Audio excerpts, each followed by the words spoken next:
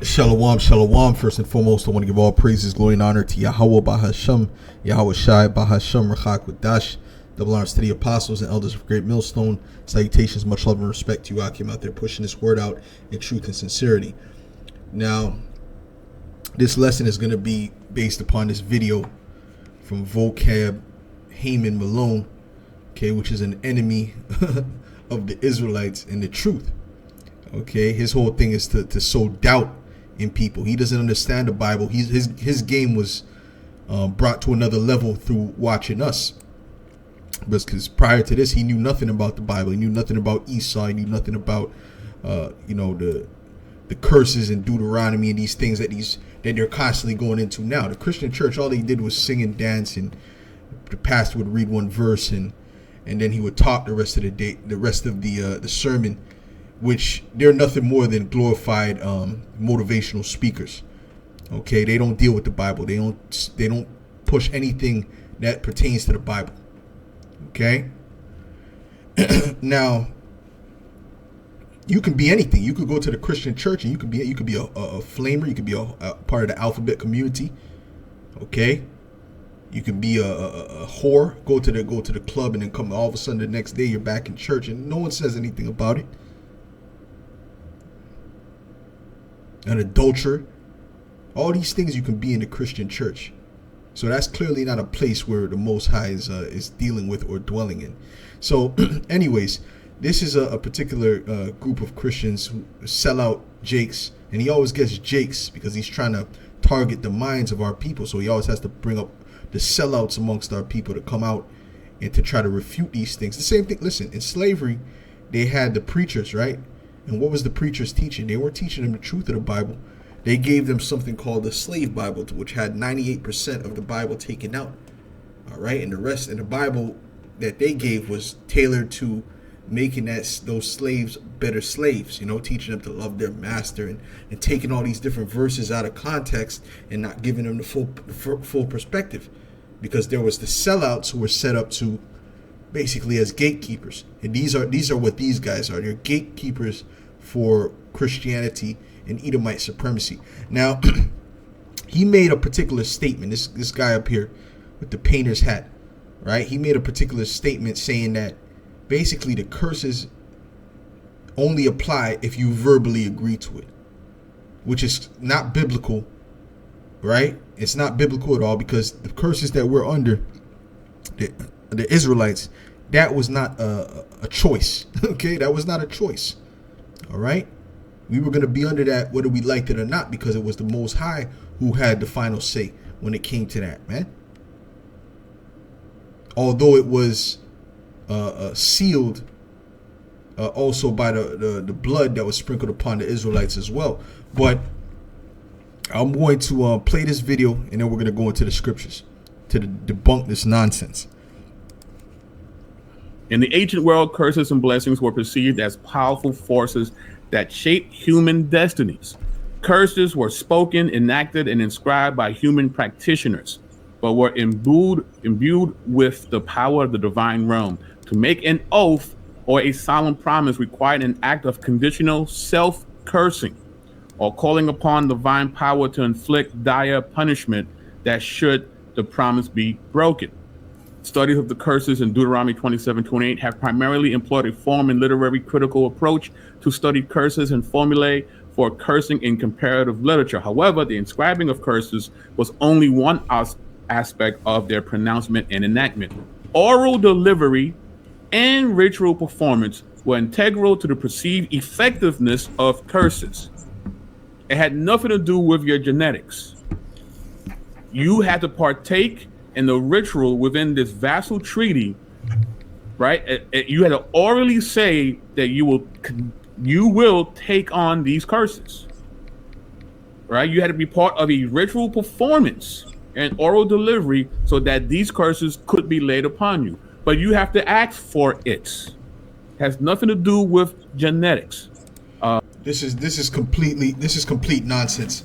The scriptures are very, very clear of what it says. So he's saying that because we weren't there, right? Our persons weren't there at that time, that it cannot fall on us based upon genetics. like as if the children do not pay, right, as a whole for particular things that their foreparents did. I'm going to show you that that's not the case. Okay, directly that's not the case when it comes to like a father and his son, right? The scriptures say that the son shall not pay for the father's sins. Okay, that's talking about your direct son. Now, let me show you something. This is Exodus 20 and verse 7. It says, "Thou shalt not take the name of the Lord thy power in vain, for Yahweh will not hold him guiltless that taketh his name in vain." Remember the excuse me. Let me go up a bit more. Let's go up to verse 4. "Thou shalt not make unto thee any graven image, or any likeness of anything that is in heaven above, or that is in the earth beneath, or that is in the water under the earth. Thou shalt not bow down thyself to them, nor serve them. For Yahweh thy power am a jealous power, visiting the iniquity of the fathers upon the children unto the third and fourth generation of them that hate me." So it said that he's visiting the sins of the fathers, the iniquity of the fathers upon the children. Okay, and shewing mercy unto thousands of them that love me and keep my commandments. So showing you that based upon what your forefathers do, right, the descendants can catch punishment for that. Okay, and there's a reason for that. There's a reason for that. Something that these Christians can't receive is the fact that reincarnation is in the Bible. And that's why the Lord said concerning John the Baptist, this is Elijah whom was for to come. Okay, showing you that John the Baptist was Elijah in the reincarnation. So clearly the sins of someone's foreparents can fall upon the children. So I don't see what the point is he's trying to make here. Okay, now let's get Isaiah 14 and 21. All right, and this is dealing with you Edomites. It says, "Prepare slaughter for his children for the iniquity of their fathers, that they do not rise nor possess the land, nor fill the face of the world with cities." Okay, so guess what? The sons and daughters of these Edomites, they're going to pay for what their forefathers did. That's why the scriptures say they shall complain of what? An ungodly father, because what? They shall be reproached for his sake. Okay, so that right there is debunked. But the thing is, they have to go read these articles because they can't go into the Bible because they don't understand the Bible. All right, they wouldn't know where to start. Now, dealing with the curses that happened in Deuteronomy, let's I want to get a couple things before we go to Deuteronomy or Leviticus, because it wasn't just Deuteronomy where those curses were proclaimed to come upon us. It's also in Leviticus, but this is Lamentations 5 and 7. It says, "Our fathers have sinned and are not," meaning what? They are dead. They're not here anymore. "And we have borne their iniquities," meaning what? We're paying the tab for what they've done. Okay, why would the Lord do that? Let's say if someone died, right, and he didn't get the full judgment that was for to come, but he was doing iniquity, and later on down the line his descendants were paying for what he did, but he didn't really pay as hard as his descendants paid. How does that make sense? How is that correct judgment? Because it's called reincarnation. That's what makes everything make sense. Okay, you're paying for your forefathers' sins because you are your forefathers. We are our forefathers, man. We are those ones that were with Moses coming out of the land of Egypt. Okay, you understand? That's why it said when King Solomon sinned. See, let me get this. Okay, let me get this. Okay.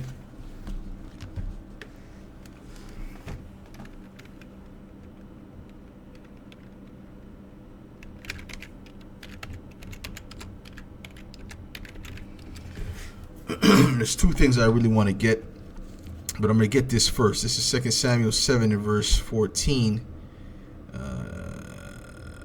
And I'll start at verse 12. It says, "And when thy days be fulfilled, and thou shalt sleep with thy fathers, I will set up thy seed after thee, which shall proceed out of thy bowels, and I will establish his kingdom." This is speaking about King Solomon. He's speaking to King David. "He shall build an house for my name, and I will establish the throne of his kingdom forever. I will be his father, and he shall be my son. If he commit iniquity, I will chasten him with the rod of men, and with the stripes of the children of men. But my mercy shall not depart away from him, as I took it from Saul, whom I put away before thee." Now, when was King Solomon beaten with the stripe of men? Because we know that King Solomon went off, he sinned, right? When was he beaten with the stripes of men?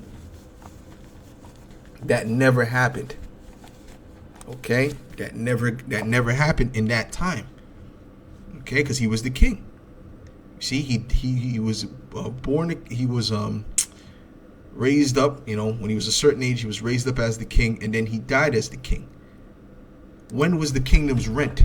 I'm gonna go into Rehoboam. Actually, Jeroboam. You spelled Jeroboam. Let's see. Close. Should be close. Okay, there we go. So now this is when the prophet, I believe Ahijah, was showing. Yep, the prophet Ahijah, right? Let's go up to verse 29. It says, "And it came to pass," this is 1 Kings 11 and 29. "And it came to pass at that time when Jeroboam went out of Jerusalem, that the prophet Ahijah the Shilonite found him in the way, and he had clad himself with a new garment, and they two were alone in the field. And Ahijah caught the new garment that was on him, and rent it in 12 pieces." Okay, and he said to Jeroboam, "Take thee 10 pieces, for thus saith the Lord, thus saith Yahweh, the power of Israel, behold, I will rend the kingdom out of the hand of Solomon, and will give 10 tribes to thee. But he shall have 1 tribe for my servant David's sake, and for Jerusalem's sake, the city which I have chosen out of all the tribes of Israel." Okay, so guess what? Benjamin is the tribe that stayed with him.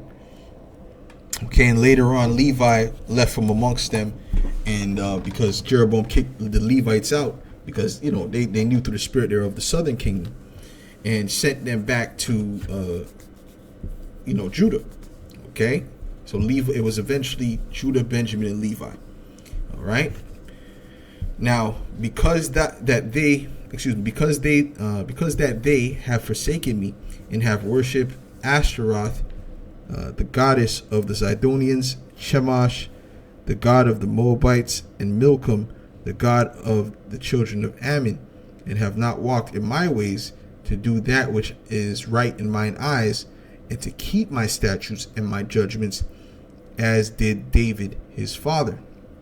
Right, so King Solomon was following after the gods of his wives after a certain age. "Howbeit, I will not take the whole kingdom out of his hand, but I will make him prince all the days of his life, for David my servant's sake, whom I chose, because he kept my commandments and my statutes. But I will take the kingdom out of his son's hand, and will give it unto thee, even 10 tribes." So guess what? That curse that we're reading about right now didn't even fall upon Solomon while he was ruling, because it wasn't even rent from Solomon. It was rent from his son. You see that? The split came in the time of King Solomon's son, after King Solomon. So that's another proof that a curse can come upon the sons rather than the fathers. Okay? But guess what? If the son, let's say if the father commit murder, you don't put the son to death because the father committed murder. Okay? So you have to understand what's going on with these things. All right? Now, the curse is dealing with Deuteronomy. Let's get Deuteronomy. These were generational curses. This is Deuteronomy 28, and I'll start at verse 15. It says, "But it shall come to pass, if thou wilt not hearken unto the voice of the Lord thy power, to observe to do all his commandments and his statutes which I command thee this day, that all these curses shall come upon thee and overtake thee." Okay, curse shalt thou be in the city, curse shalt thou be in the field, and all these things fit our people.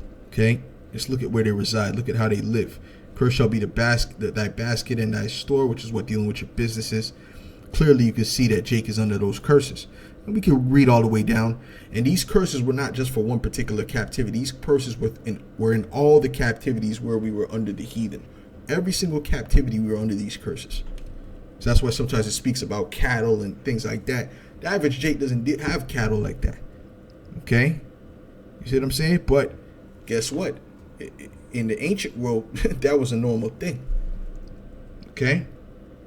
Although you go around the world, there's still Israelites that have cattle and things like that, and we're not benefiting from their farms and things like that.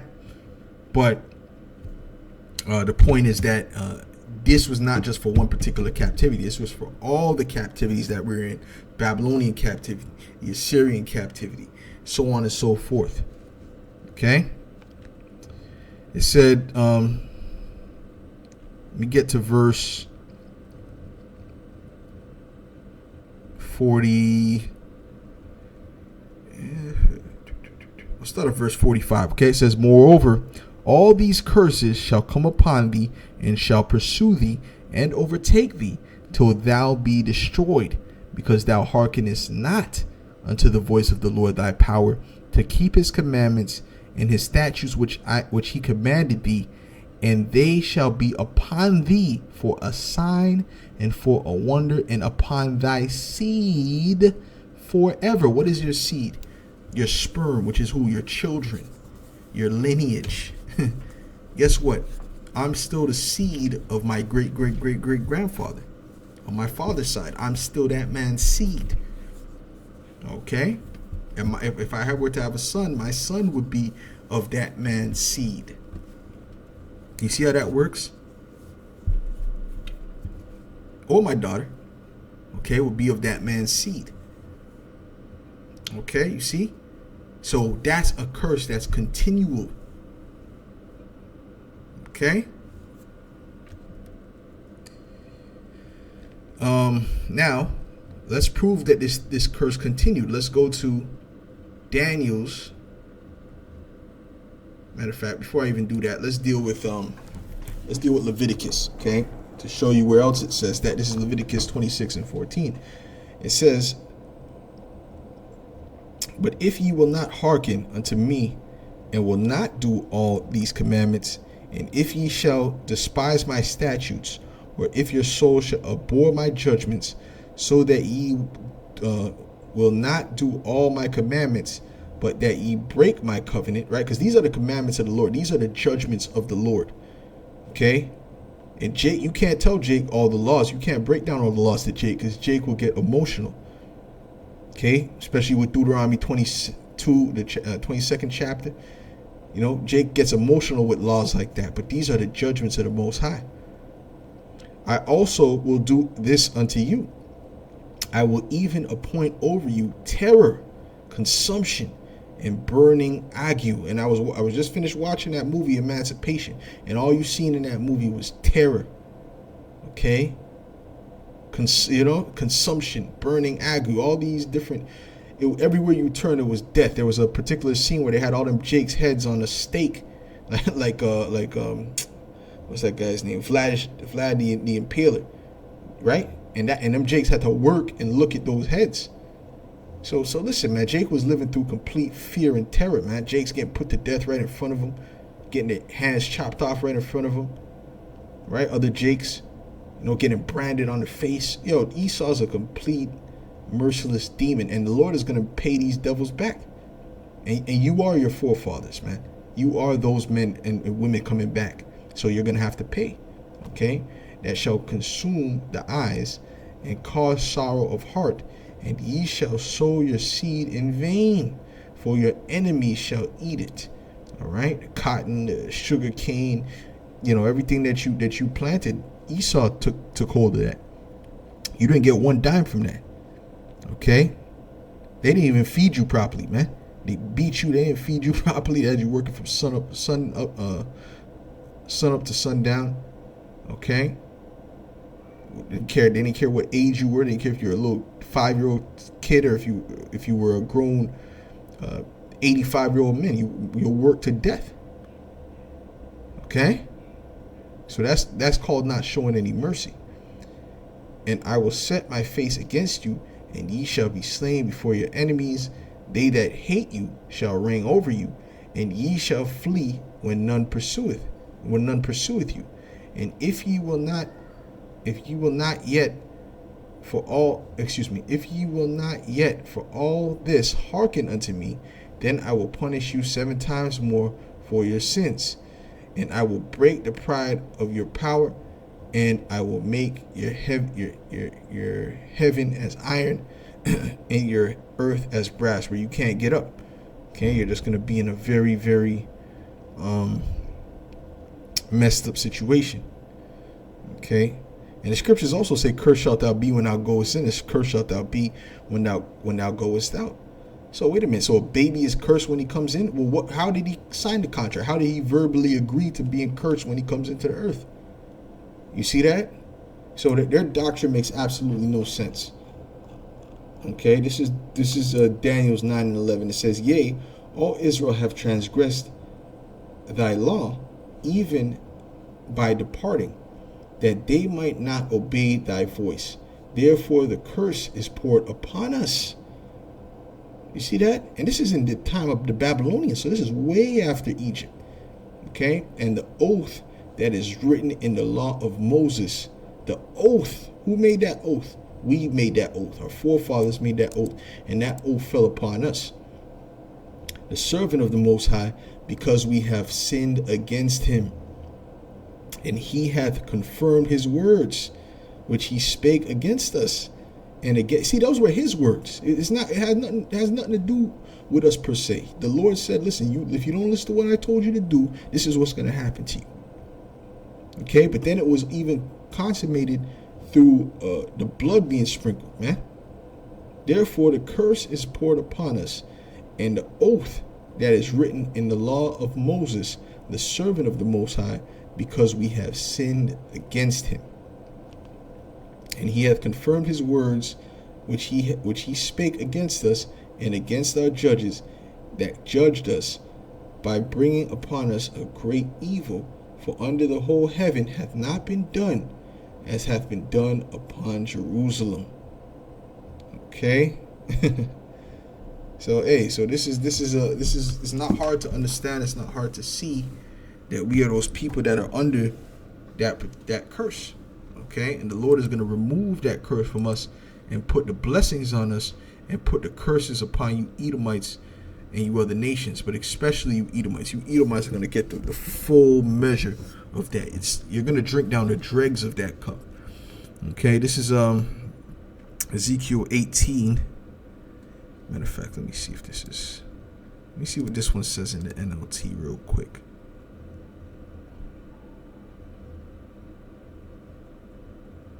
Right. This is exactly. So this is Ezekiel 18:1. It says, "Then another message came to me from Yahweh. Why do you quote this proverb concerning the land of Israel? The parents have eaten sour grapes, but their children's mouths, pucker at the taste." Okay? So what does that mean? Let's say you eat something sour, but your children, they get the taste in their mouth. That's called a generational curses. That's called curse passed down through genes. So you Christians, you're wrong again. Okay, and really you're just kicking against the pricks, and you're going to lose this battle because it's not the truth. You got Christians doing all kind of manner of madness. There's Christian witches out there. There's people that are, pastors robbing all kind of money from the congregation, sleeping with people's wives and things like that. And you're not addressed in the Christian church. Why are you focused on us, man? Because we have the truth, and it's stirring up things in the earth. Okay? As surely as I live, says the sovereign Lord, you will not quote this proverb anymore in Israel. For all people are mine to judge, both parents and children alike. And this is my rule: the person who sins is the one who will die. Suppose a certain man is righteous and does what is just and right. He does not feast in the mountains before Israel's idols and worship them. He does not commit adultery or have intercourse with a woman during her menstrual period. He is a merciful creditor, not keeping the items given as security by poor debtors. He does not rob the poor, but instead gives food to the hungry and provides clothes for the needy. He grants loans without interest, which you small hats don't do that. You do the exact opposite. You do something called loan sharking. Okay? Stays away from injustice, is honest and fair when judging others, and faithfully obeys my decrees and regulations. Anyone who does these things is just and will surely live, says the sovereign Lord. But suppose that man has a son who grows up to be a robber or murderer and refuses to do what is right, and that son does all the evil things his father would never do. He worships idols on the mountains, commits adultery, oppresses the poor and helpless, steals from debtors by refusing to let them redeem the security, worships idols, commits detestable sins. Okay, so let's say, like he said, though the father was righteous and the son was wicked, okay, he's gonna pay for the sins, his sins that he did individually. Okay, like if the father committed adultery, the son is not gonna pay for those sins. Okay, but there's such thing as what? A curse that falls upon a people.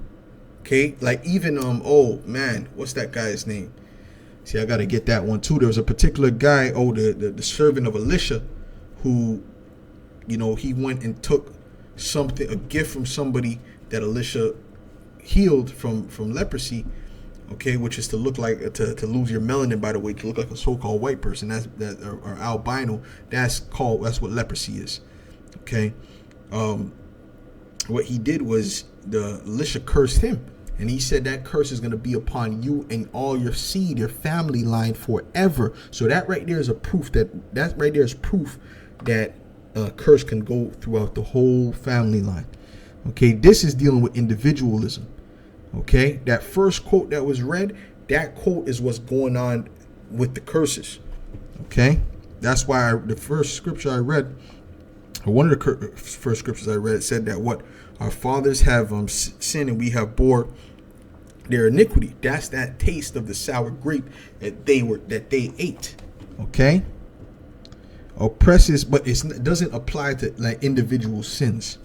Okay, oppresses the poor and helpless, steals from the debtors, so on and so forth. Okay, let's go down a bit more. It says, this son refuses to worship idols on the mountains and does not commit, but suppose the sinful son in turn has a son who sees his father's wickedness and decides against that kind of life. This son refuses, so on and so forth, so on and so forth. What you ask, doesn't the child pay for the parent's sins? No, for if the child does what is just and right and keeps my decrees, that child will surely live. The person who sins is the one who will die. Right, the individual sins. This is speaking about individual sins. There's a difference, okay? The child will not be punished for the parent's sins, and the parent will not be punished for the child's sins. Righteous people will be rewarded for their own righteous behavior, and wicked people will be punished for their own wickedness. Okay, so let's go down here.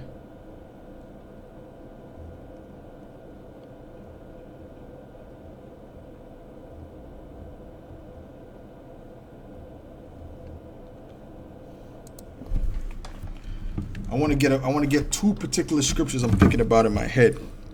Okay, now that's dealing with individual sins. Okay, like I said, if a father commits murder, the son is not going to pay for the murder which the father committed. But there's such thing as a curse, specifically dealing with that covenant. Okay, hold on, give me 1 second here.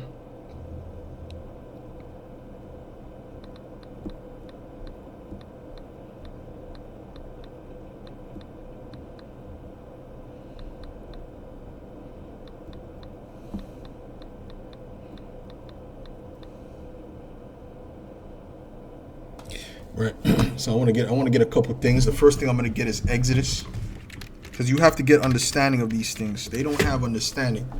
Okay, you have to get understanding of these things. Let's deal with KJV.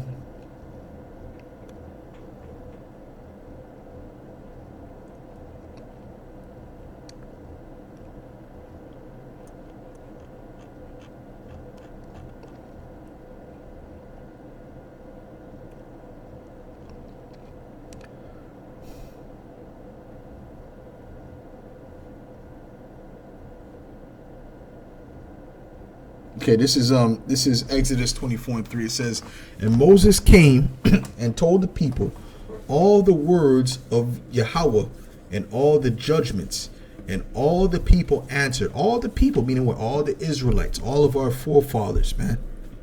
Okay, answered with one voice and said, "All the words which Yahweh has said will we do." And Moses wrote. See, so that's that's verbal right there. That's a verbal covenant right there. Okay, and Moses wrote all the words of Yahweh and rose up early in the morning and builded an altar under the hill, and 12 pillars according to the 12 tribes of Israel, because all the tribes made the covenant. Okay, and he sent young men of the children of Israel, which offered burnt offerings and sacrificed peace offerings of oxen unto Yahweh. And Moses took half of the blood and put it in basins, and half of the blood he sprinkled on the altar. And he took the book of the covenant, okay, the agreement, the covenant, and read in the audience of the people, and they said, "All that Yahweh has said will we do, and be obedient." That's a covenant, that's an agreement, that's an oath. Okay. And Moses took the blood and sprinkled it on the people, and said, "Behold, the blood of the covenant which Yahweh hath made with you concerning all these words." So what are these guys talking about? We made a covenant. Our forefathers made a covenant, and that sticks on all of our people. That's all the generations. Okay. Then went up Moses and Aaron and Nadab and and Abihu and 70 of the elders of Israel, and they saw the power of Israel, and there was under his feet as it were a paved work of a sapphire stone, so on and so forth. Now let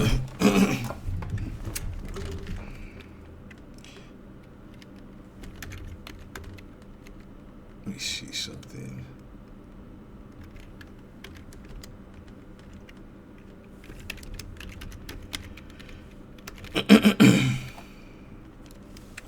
Let's make sure I spell that correctly.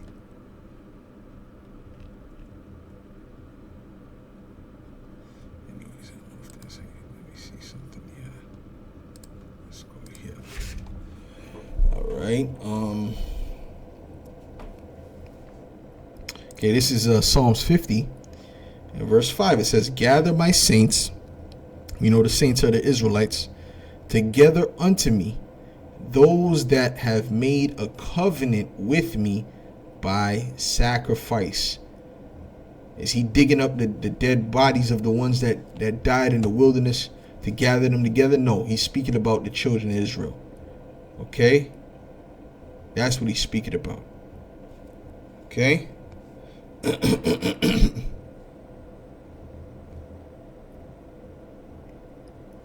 Okay.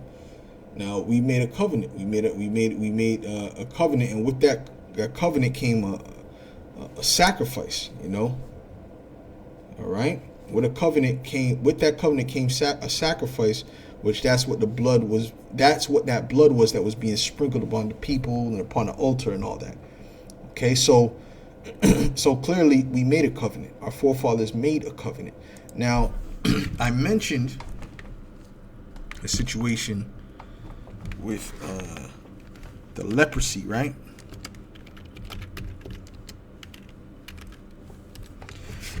Second Kings 5.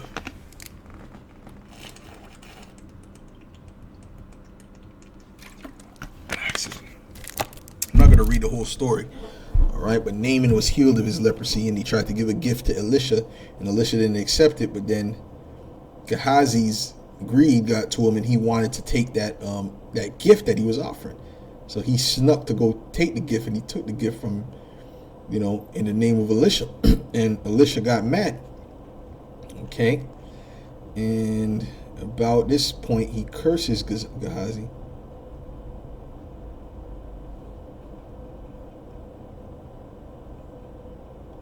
Said,